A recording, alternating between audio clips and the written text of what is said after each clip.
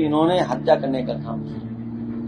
और उस पर भी जब सवाल हम लोगों ने खड़े किए तो सोचिए सरकार ने क्या किया, बैलेंस करने के लिए एक छतरी को मार दिया। बताइए कहीं हत्या करके बैलेंस किया जा सकता है क्या किसी को? इस सरकार ने मुठभेड़ के बहाने एक हत्या नहीं की है, दो हत्याएं की हैं कि भारतीय जनता पार्टी न संविधान मानती है, न कानून मानती है और न ही लोकतंत्र पर भरोसा करने वाली पार्टी है। ये भारतीय जनता पार्टी वाले हवा बहुत बनाते हैं। याद कीजिए लोकसभा के चुनाव में क्या हवा बना रहे थे और भारतीय जनता पार्टी के लोगों ने इतनी बदतमीजी की थी। आपको याद होगा कितनी बदतमीजी की थी इन्होंने, कितना गलत संदेश देने का काम इनसे और कोशिश की थी इन्होंने, लेकिन क्या वो कामयाब हो गए थे? नहीं कामयाब हुए थे। और ये सरकार तो वो है जो किसान को खाद नहीं दे पा रही, डीएपी नहीं दे पा रही, महंगी बैंकें लूट रही हैं, एटीएम लूट रही हैं, सुनारों को मारा जा रहा है, सुनार लूटे जा रहे हैं। हम आपसे कहेंगे कि बड़ी जिम्मेदारी के साथ वो आंकड़े भी अगर आप निकालोगे तो अभी तक जितनी बैंक डकैतियां हुई हैं सबसे ज्यादा भारतीय जनता पार्टी की सरकार में है। इसके साथ साथ हमारे सुनार या सोने का काम करने वाले कारोबारियों का सबसे ज्यादा हत्या अगर कभी हुई है तो भारतीय जनता पार्टी की सरकार में हुई। जब वो जवाब नहीं दे पाए तो आपको याद होगा मंगेश यादव की इन्होंने हत्या करने का काम किया। और उस पर भी जब सवाल हम लोगों ने खड़े किए तो सोचिए सरकार ने क्या किया, बैलेंस करने के लिए एक छतरी को मार दिया। बताइए कहीं हत्या करके बैलेंस किया जा सकता है क्या किसी को? पहले तो आपने एक हत्या की और फिर उसको बैलेंस करने के लिए दूसरी हत्या कर दी। इस सरकार ने मुठभेड़ के बहाने एक हत्या नहीं की है, दो हत्याएं की हैं। और न केवल उत्तर प्रदेश बल्कि देश की जनता जानती है कि भारतीय जनता पार्टी न संविधान मानती है, न कानून मानती है और न ही लोकतंत्र पर भरोसा करने वाली पार्टी है।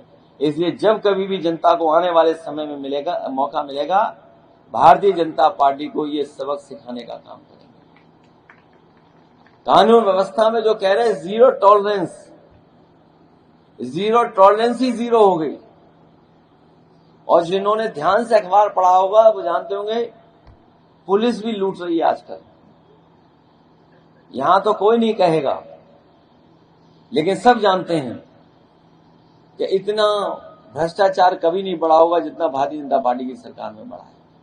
और किसी भी स्तर पर देख लीजिए, पहले हम लोगों ने कानपुर में देखा था कि पुलिस वाले चांदी चुरा के ले गए थे और अभी 2 दिन पहले पता लगा कि वो पैसे जो थे वो भी चोरी कर लिए पुलिस ने, उसमें पुलिस ही पकड़ी गई। ऐसा उत्तर प्रदेश में कभी नहीं हुआ होगा कि जो पुलिस चोर को पकड़ती है, पुलिस चोर पुलिस को पकड़ रही है। ऐसा कभी उत्तर प्रदेश में नहीं हुआ जितना ये भारतीय जनता पार्टी की सरकार में हो रहा है। जिन्होंने कहा नौकरी दे देंगे, अब नौकरी है कहां, रोजगार कहां है बताओ? पिछले 7 साल का हिसाब लगा लो कितनी नौकरी मिली, रोजगार नहीं। महंगाई कहां पहुंच गई है बताओ? डीजल पेट्रोल या जिन बातों को हम लोगों ने चुनाव में कहा था, बताइए कहां पहुंच गई? और आज भी कीमतें कैसे कम हो उसको लेकर के सरकार को कोई चिंता नहीं है।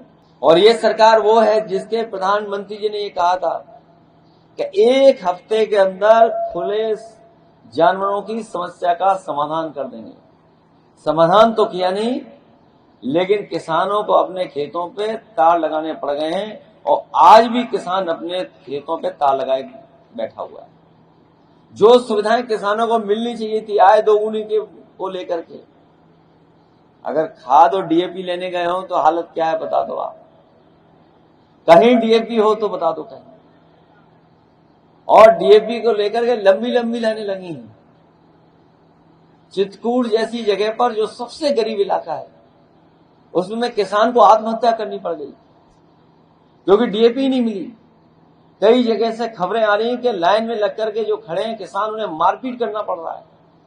और ये स्थिति इसलिए पैदा हुई है कि एक तो भारतीय जनता पार्टी ने व्यवस्था नहीं की है और दूसरी स्थिति इसलिए पैदा हुई है कि भारतीय जनता पार्टी के जो छोटे छोटे कार्यकर्ता हैं, जो उनके नेता हैं, जो इस सरकार में 7 साल से पैसा नहीं कमा पाए, वो अब लग गए हैं डीएपी की दुकान पर, समितियों में, कि पैसा यहीं से कमा लो, अब कोई रास्ता नहीं बचा, यहीं से दलाली कर लो।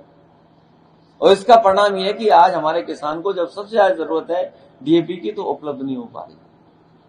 किसान की आय दोगुनी कहां हो गई, कहीं किसी के हिसाब किताब में हो गई हो तो बताएं। इसलिए हम आपसे कहना चाहते हैं कि हम समाजवादियों ने नेताजी से लेकर के अभी तक हम लोगों ने यही सोचा कि हमारा किसान कैसे तरक्की करे, हमारे गांव के लोगों के बीच में खुशहाली कैसे आए। जो रास्ता समाजवादियों का है उसके अलावा कोई दूसरा रास्ता नहीं है जिससे गांव गरीब खुशहाल हो सके। अंतोगत्वा सरकारों को भी समाजवादी नीतियां ही अपनानी पड़ेंगी, तब जाकर के हमारा गरीब और किसान खुशहाल होने का काम करेगा। ये सड़क के बारे में हम लोग हमेशा कहते थे, वो बात मैं आज भी कहता हूं कि जितनी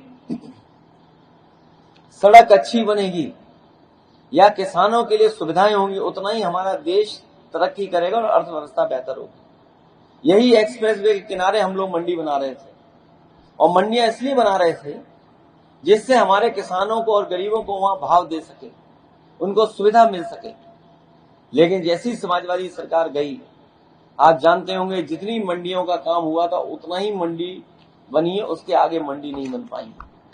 और जो मंडी की व्यवस्था है वो भी मंडी की व्यवस्था इन्होंने खत्म करने का काम किया। आज मंडी की स्थिति सबसे खराब हो गई है, तो मंडी बर्बाद कर दी। जो सड़क बनाई वही सड़क चल रही है, वो तो अच्छी हम लोग बना ले गए। जो सड़कें अच्छी बनाई वो तो चल रही हैं, लेकिन बीजेपी की बनाई हुई सड़कें नहीं चल रही। ये एक्सप्रेस वे और इससे आगे जो लोग गए होंगे उन्होंने देखा होगा सड़क कैसी है। बुंदेलखंड में जो चले होंगे वो जानते होंगे सड़क कैसी है। पूर्वांचल वाली देखी होगी सड़क, वो जानते होंगे कैसी सड़क बनी है। हालांकि एक बार मैंने मजाक में कहा कि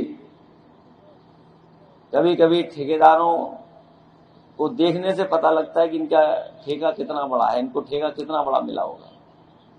अगर कोई नई मोटरसाइकिल ले आए तो समझ लो कहीं ना कहीं ठेका पा लिया होगा, छोटा ठेका पाया होगा। बड़ी गाड़ी ले आए तो बड़ा ठेका पा गया होगा। आज के हिसाब से जो बड़ी गाड़ी आ रही है तो इसका ना और बड़ा ठेका पा गया होगा। लेकिन कमाल तो बीजेपी के ठेकेदार का है कि जो ठेका पाया उसके बाद ऐसी चीज ले आया वो जो सड़क पर नहीं चलती वो हवा में चलती है। सोचिए ये स्थिति है, और सरकार गोलमाल कर गई कि एक अधिकारी का, या सुनने में आया एक अखबार में छपा, सोशल मीडिया पे चला, एक अधिकारी के घर से पैसे चोरी हो गए। कोई 1 लाख 2 लाख पैसे नहीं चोरी हुए थे, 1 करोड़ 2 करोड़ पैसे नहीं चोरी हुए थे। सुनने में आ रहा है कि 30 या 50 करोड़ से ज्यादा पैसे चले गए। और अगर 30 करोड़ से 50 करोड़ से ज्यादा की खबर है अखबारों में या सोशल मीडिया में, तो सोचो कैसे लेके गया होगा। उसे कम से कम कई छोटे हाथी लगाने पड़े होंगे तब पैसा ले आ पाया होगा, क्योंकि जेब में नहीं रखते, बैग में नहीं रख पाओगे आप। अगर 30 करोड़ रुपया है तो कम से कम छोटा हाथी लगाना पड़ा होगा कई, तब जाकर के पैसा निकला होगा। तो सोचिए क्या स्थिति है। अगर उस सरकार के अधिकारी पर यदि आरोप लग रहा है और उसकी कोई जांच नहीं हो रही है, तो सोचिए सरकार में कितना भ्रष्टाचार चल रहा होगा। अभी कुछ दिन पहले एक डीएम का ऑडियो वायरल हुआ था। डीएम साहब उसमें अपना तय कर रहे थे कि कितना कमीशन लेना है। इस बात की चर्चा कर रहे थे कि उन्हें कमीशन कितना लेना है। तो सोचिए जिलाधिकारी से लेकर के हर स्थान भ्रष्टाचार में लगा हुआ है। जो लोग दूसरों पे उंगली उठाते थे, आज पिछले 10 साल दिल्ली की सरकार के और उत्तर प्रदेश की इतने दिनों की सरकार में हम लोग कह सकते हैं कि सबसे ज्यादा करप्ट सरकार अगर कोई है तो वो भारतीय जनता पार्टी की है। और भारतीय जनता पार्टी के लोगों ने उत्तर प्रदेश को खोखला कर दिया। और जो सपना दिखा रहे हैं कि हम $1 ट्रिलियन की इकोनॉमी बना देंगे, आप में से कितने लोग जान जाओगे कि $1 ट्रिलियन इकोनॉमी क्या होती है। पहले तो 1 ट्रिलियन ही समझने में थोड़ा वक्त लगेगा। और बीजेपी वो काम करती जो किसी को समझ में नहीं आता है। पहले वो 0 टॉलरेंस कर रहे थे लॉ एंड ऑर्डर पे, उसकी पोल खुल गई। जीरो टॉलरेंस वो करप्शन पे कह रहे थे, वो पोल खुल गई। और अब कह रहे हैं कि $1 ट्रिलियन की इकोनॉमी बनाएंगे। और जो $1 ट्रिलियन की इकोनॉमी बनाना चाहते हैं, बताओ उन्होंने बिजली का बिल कितना लेना शुरू कर दिया, बिजली का बिल कितना देना पड़ रहा है। जो चीजें कम पैसे में आती थी, आज बताओ कितने पैसे में आ रही हैं। इनकी सरकार चली तो जो रुपया की जो है वैल्यू, वो भी रुपए की वैल्यू खत्म हो जाएगी। आप ज्यादा पैसा लेकर के जाओगे और कम चीजें आपको उस पैसे में मिलेंगी। अगर पैसे की वैल्यू किसी ने खत्म की है तो भारतीय जनता पार्टी की सरकार में पैसे की वैल्यू खत्म हो गई। आप हजारों रुपए रखेंगे लेकिन आपको कुछ मिलेगा नहीं। और जिस तरीके से परिवर्तन आ रहा है, हमें लगता है परिवर्तन जो आ रहा है उसके हिसाब से हम लोगों को बहुत तैयार रहना पड़ेगा, पढ़ाई के क्षेत्र में भी और काम और रोजगार के भी क्षेत्र में। अगर टेक्नोलॉजी बदल रही है तो हमें पढ़ाई का भी हिसाब किताब बदलना पड़ेगा। पढ़ाई कैसी हो, कौन से कोर्सेज हो, किन कोर्सेज के माध्यम से रोजगार नौकरी मिल सकती है। क्योंकि अगर हम देखें तो आज जो नई पीढ़ी आ रही है वो हम लोगों से ज्यादा जागरूक है। क्योंकि आज वो जिस तरीके से सोशल मीडिया का इस्तेमाल कर रही है और सोशल मीडिया के माध्यम से उसे जानकारी हासिल कर रही है, कहीं न कहीं हमें सोचना पड़ेगा कि आने वाले समय में हमें किस तरीके से अपनी पढ़ाई लिखाई और समाज को दिशा देने का काम करें। अब तो टेक्नोलॉजी ऐसी हो गई है, हमारे गुरुजी अगर कहें निबंध लिखने के लिए आज की पीढ़ी को जरूरत नहीं पड़ेगी निबंध किस टॉपिक पे लिखना है। केवल उतना टाइप कर देंगे मोबाइल पर और दूसरा बटन दबाएंगे तो उन्हें पूरा निबंध लिखा हुआ मिल जाएगा। उन्हें ज्यादा जरूरत नहीं है दिमाग लगाने की, वही की वही पूरा का पूरा कॉपी करके दिखा सकते हैं। तो सोचिए कितना बदलाव आ रहा है। एक क्लिक से जितनी जानकारी हासिल करना चाहोगे कर लोगे। इसलिए जहां दुनिया आगे बढ़ गई है, हमें दुनिया के साथ कैसे खड़े होने का मौका मिलेगा, उस दिशा में भी सरकार को और समाज को सोचना पड़ेगा। जिन देशों के बराबर हम लोग खड़ा होना चाहते हैं, उन देशों में क्या तरक्की हुई है उसकी कल्पना हम लोग नहीं कर सकते। जब उन देशों को हम लोग देखते हैं तो लगता है कि हमारा देश कितना पीछे छूट गया है। और इसीलिए बीजेपी के लोग जानबूझ करके हमें और आपको कुछ चीजों से बाहर नहीं निकलने दे रहे हैं। हमें और आपको उसी में उलझाए हुए हैं, धर्म की राजनीति में और जाति की राजनीति में, जिससे हम लोग बाहर न निकल पाए। हमें और आप पे सबसे ज्यादा आरोप लगाते हैं, लेकिन सच्चाई यह है कि सबसे ज्यादा जातिवादी अगर कोई है तो वो भारतीय जनता पार्टी के लोग हैं। इनकी सूची देख लो, इनके मंत्री देख लो, इनके बैठे हुए पदों पर देख लो, आप देखोगे कि सबसे ज्यादा जातिवादी कोई है तो वो भारतीय जनता पार्टी के लोग हैं। हम पर और आपको आरोप लगाते थे कि ये सरकार जाति के आधार पर चलाते हैं। आज देख लो सरकार कैसे चल रही है, कौन लोग चला रहे हैं, कौन लोग लूट रहे हैं। और हमारे मुख्यमंत्री तो कमाल के हैं, उनके बारे में क्या कहना, वो तो बहुत कमाल के हैं। वो तो इतने कमाल के हैं कि अगर उन्हें फ्री हैंड दे दो तो पता नहीं मुंह से क्या क्या और कह देंगे। इतना कुछ कह सकते हैं जिसकी आप कल्पना नहीं कर सकते।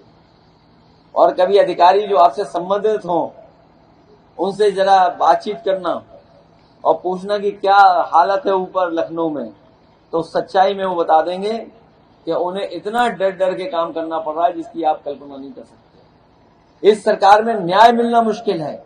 और देखिए तरीका क्या अपनाया इन्होंने कि सबसे पहले तो ये अन्याय करते हैं और अन्याय का विरोध अगर आप करने जाओगे तो पुलिस को आगे कर करके आप पे झूठे मुकदमे लगा देंगे। तो बताओ लोकतंत्र बचा कि नहीं बचा। जिस तरह के काम उत्तर प्रदेश में हो रहे हैं कोई नहीं सोच सकता है लोकतांत्रिक सरकार में नहीं हो सकता। इसलिए इन सभी बातों पे ध्यान रखते हुए मुझे पूरा भरोसा है कि जो समाजवादी आंदोलन हम लोगों को मिला है, इस आंदोलन को आगे बढ़ाना है और नई पीढ़ी के भविष्य को बेहतर करने के लिए हम लोगों को समाजवादी रास्ता अपना करके और समाजवादी विकास का जो रास्ता है उस पर चल करके और पीडीए के साथ लेकर के हम लोग को इतिहास बनाने का काम। आपसे बेहतर बीजेपी को कोई नहीं समझ सकता। हमारे पत्रकार साथियों, जब बीजेपी को लगा कि वो हार जाएंगे तो कोई न कोई तिगड़म करो, कोई न कोई तिगड़म करो, कोई न कोई ऐसा संदेश दो जिसका समाजवादी पार्टी के लोग जवाब ही देते रहे। ये लोग तो परिवारवाद के खिलाफ वाले लोग थे। याद करो आप, जो लोग परिवारवाद के खिलाफ थे आज रिश्तेदारवादी कैसे हो गए? सोचिए आप, जो लोग परिवारवाद के खिलाफ थे वो रिश्तेदारवादी निकले।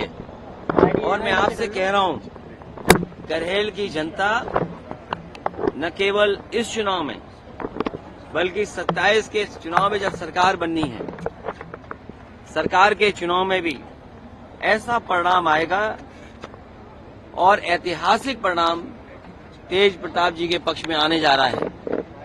जहां ऐतिहासिक परिणाम समाजवादी पार्टी के पक्ष में होगा, वहीं हार का ऐतिहासिक परिणाम भी भारतीय जनता पार्टी के पक्ष में आएगा। ये भारतीय जनता पार्टी वाले हवा बहुत बनाते हैं। याद कीजिए, लोकसभा के चुनाव में क्या हवा बना रहे थे, और भारतीय जनता पार्टी के लोगों ने इतनी बदतमीजी की थी।